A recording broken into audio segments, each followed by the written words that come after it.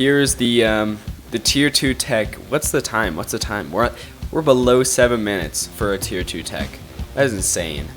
Alright, hello everyone, welcome to Beyond Our Reason. So, I have a 1v1v1 for you today here. On the bottom left, we have PTAQ, level 30, playing Armada.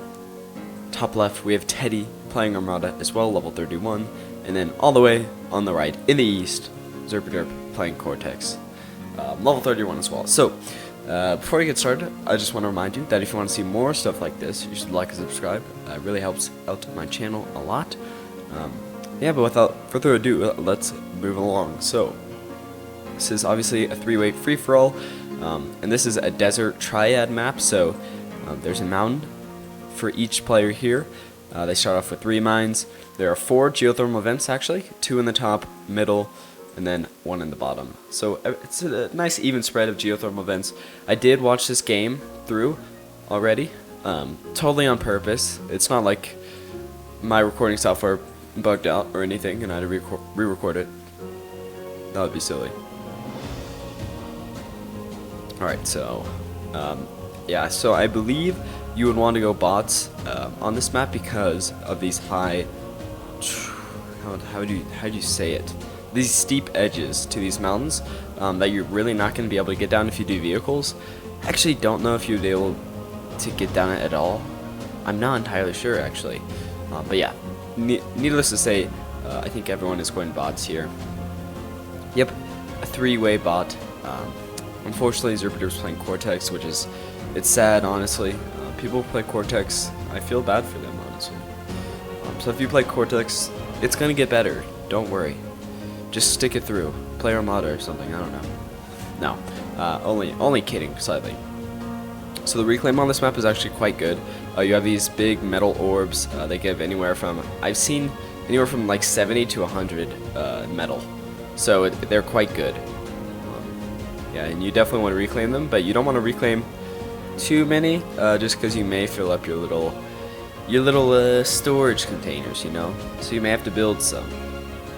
Actually, I don't know if it could fill it all the way up. I don't think it would be able to, unless you got all of them on the map, which I don't think anyone's going to do.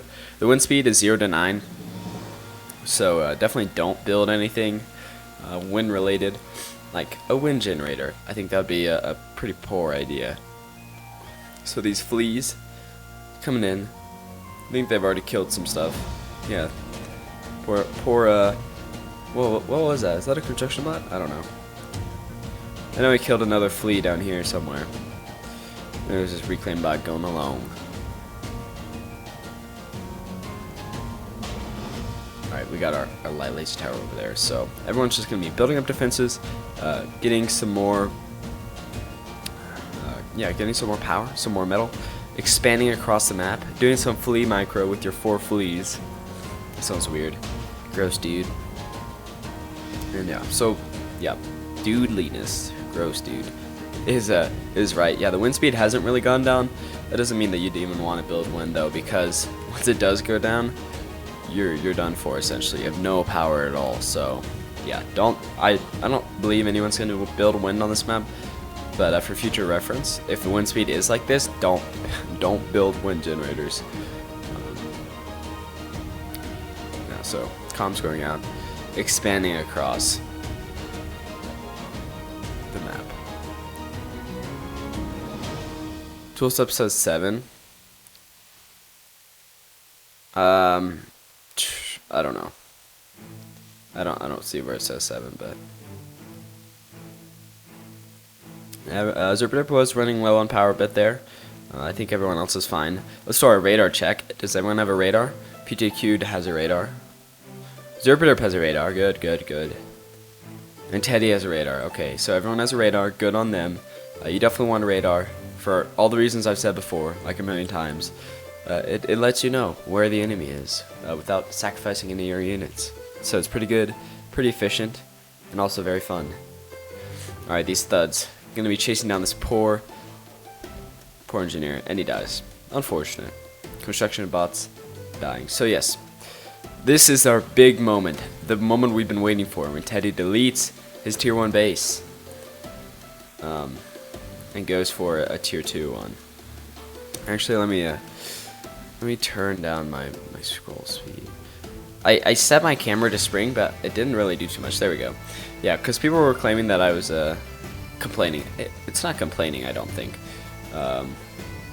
Yeah, that I was zooming too much and that I was too aggressive. So I've turned it down. I've moved to a spring camera, which someone in the comments earlier told me. It's going to be great. I hope you can tell the difference and you're not just getting nauseated. Because honestly, it doesn't bother me either way. So if you guys enjoy this better, I will happily do it. So geothermal plant being produced here, which is good because they're super low on power. And it goes up right now. And there we go, his power is all fine. Now he's leading in power. How terrifying. Yep. Alright, here we go. Here's the tier 2 tech. What's the time? What's the time? We're below 7 minutes for a tier 2 tech. That is insane. I think yeah, wow.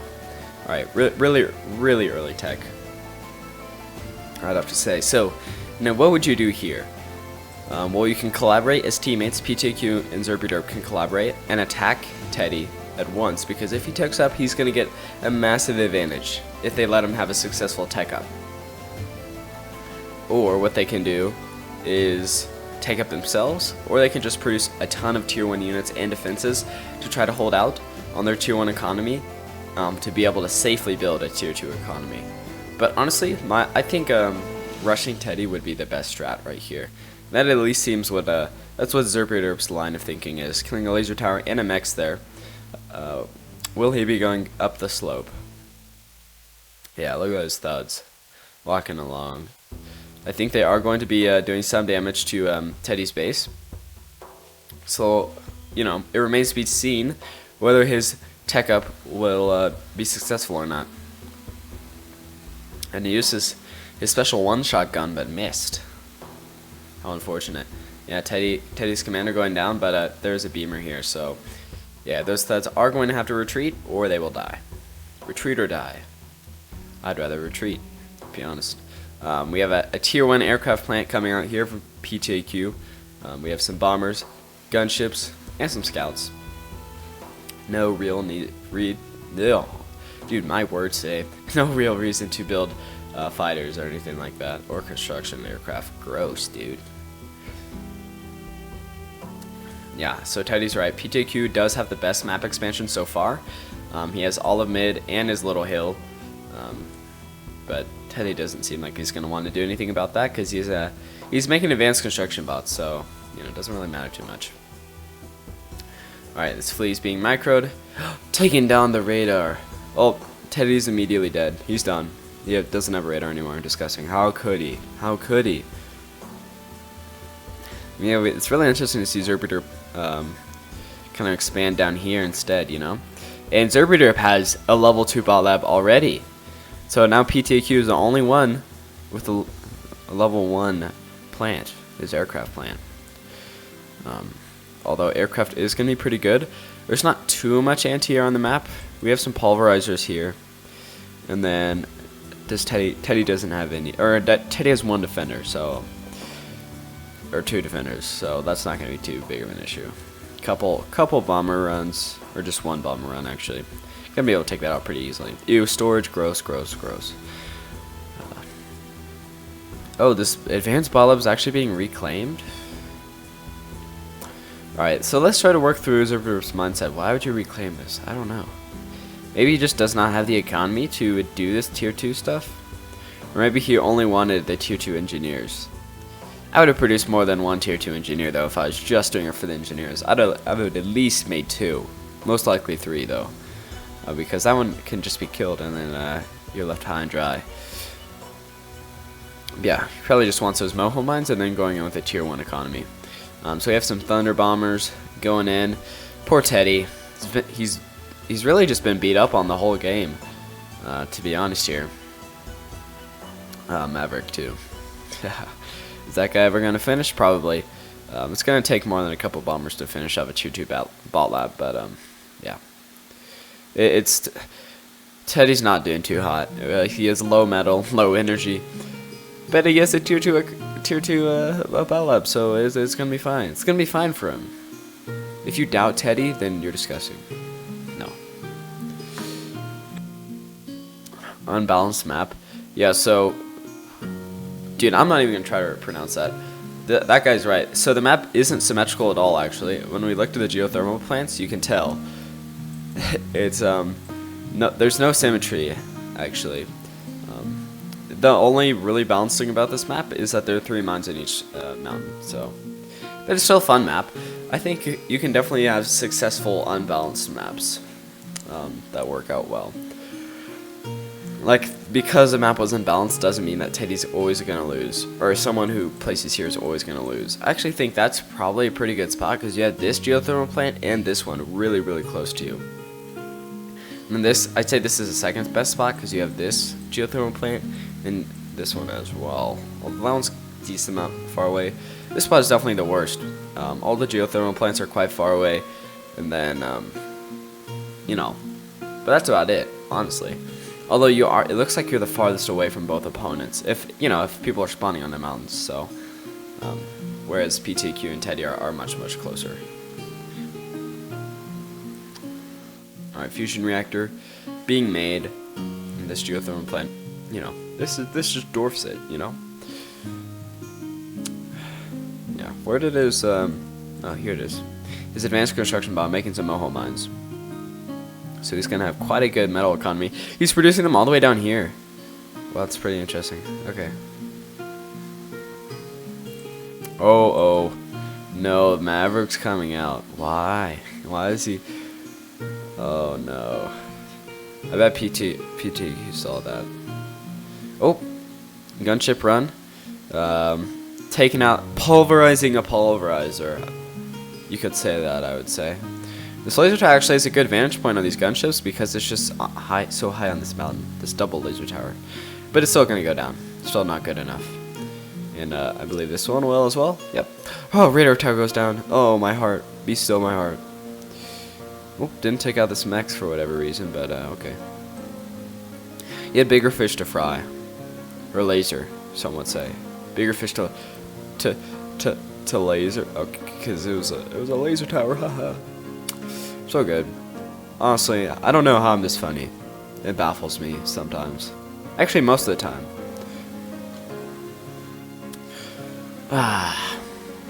Oh. Zerpderp's mech's being attacked here. And now, PT's Q-Mex is not working, actually. Well, disappointing. Turn it off. Just turn it off. I don't know why the Mex isn't working. I'm not sure. No matter. Yeah, so Zerpderp's mountain has been completely destroyed.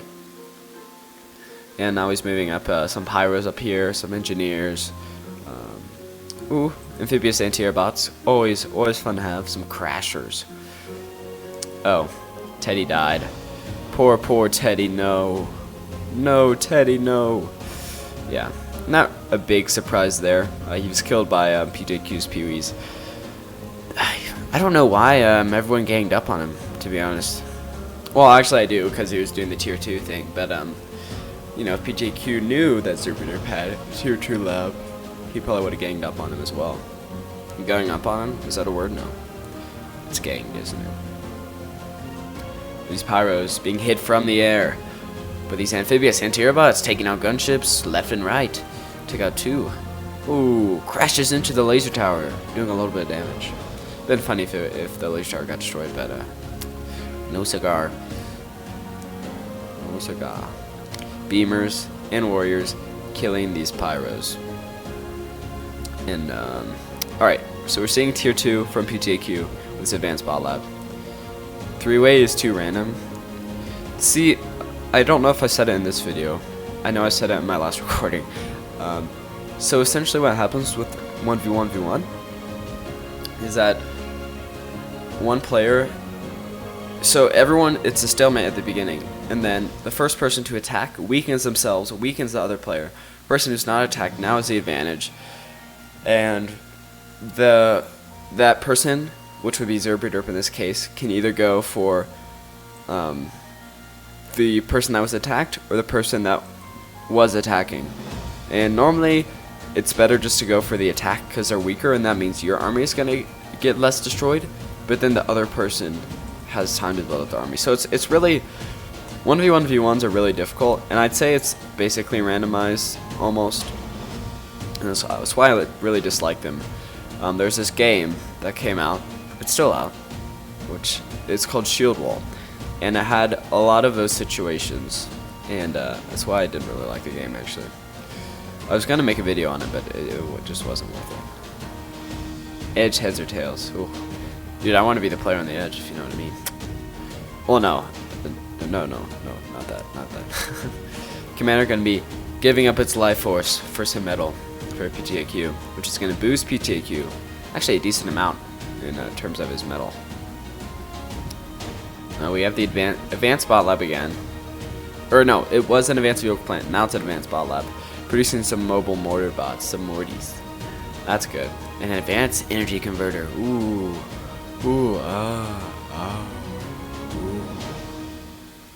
Warriors getting shot by mortar bots, getting shot by laser towers. It's just a bad time. Oh, but now they're advancing. One warrior's going to go down, and the rest retreat from these two mortar bots. You know, two mortar bots aren't too effective, but yeah, it's definitely enough to push these guys back, just because of the laser towers as well. Are going to be able to hold off that invasion, but in terms of map control, it's not looking too good for him. I'd have to say it's looking quite poor for him in terms of map control. He just has his own little corner, which isn't a bad space to be. If you can only control one part of the map, controlling a corner is not bad. You definitely don't want to, you know, have a small map control in the middle of the map, because then you can be attacked from all directions. But here you can only be attacked from like 2 or 3, whatever. However you count. You could say maybe diagonal's a direction. Also, Pee-wee's coming in, getting absolutely lambasted. Absolutely pulverized by those pyros and laser towers. No competition there. Wow, this warrior's still alive. Good for him, dude. 36 health left, compared to like a healthy one having that's Pee-wee. Whatever. 1008, so he's almost dead.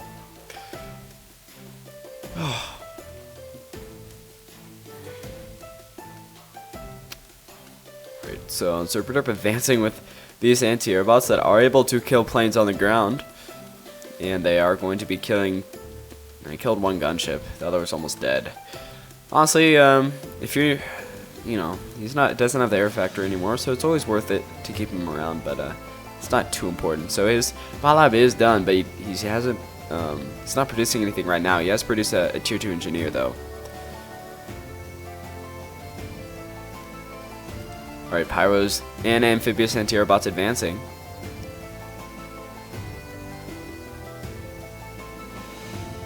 Will it be enough? And the mortar bots. The mortar bots are actually kind of wrecking. As long as he focuses them on the warriors and not the peewees.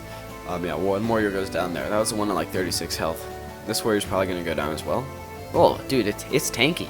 It's tanky. And it goes down. No, it's still alive. And it goes down. Still alive. And it's dead. Oh, it's still alive. And it died. Oh, yeah. Unfortunate. It finally died. How sad. A real warrior would have gone out fighting. No, I'm kidding. I won't tolerate warrior slander. Radar bot, how cool. So, if you think radars are cool, radar bots are even cooler.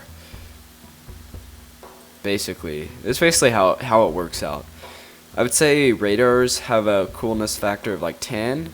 Radar bots have a coolness factor of like 20. At least. But that's just me.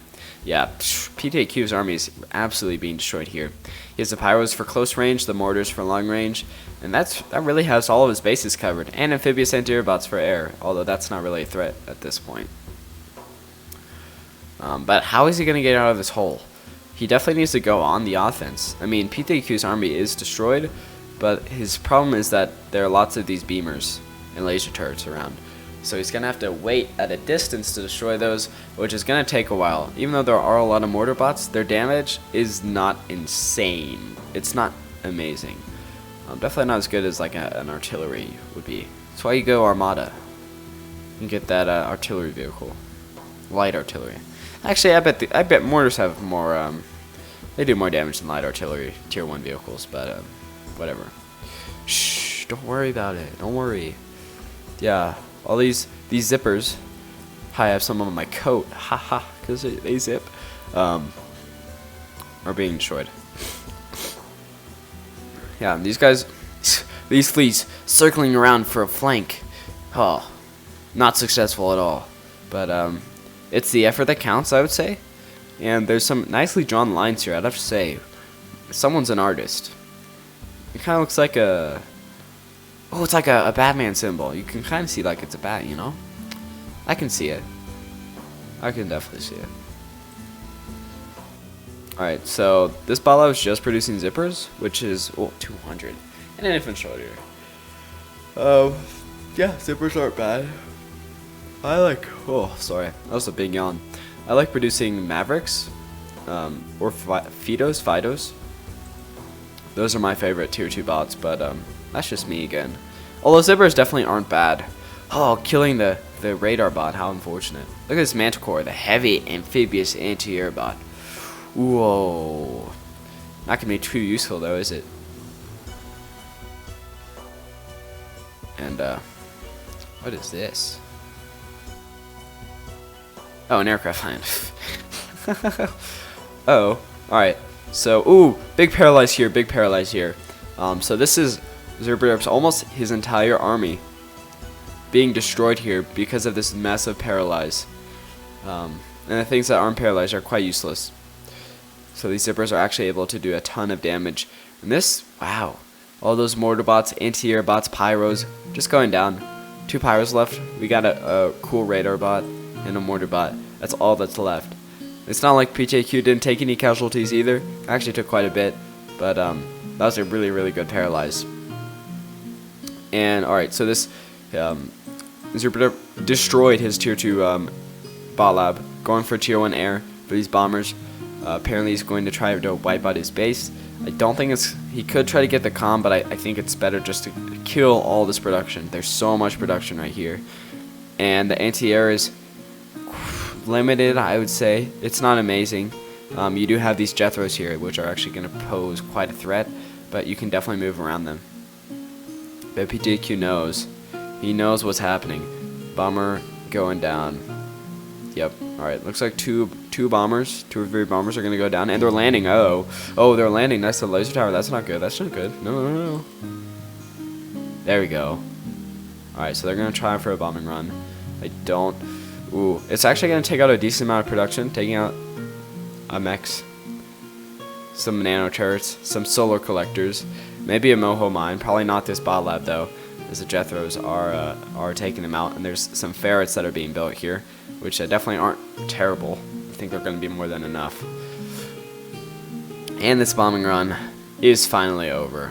All of the bombers are dead, and well, at least there's a lot of blade wings, right?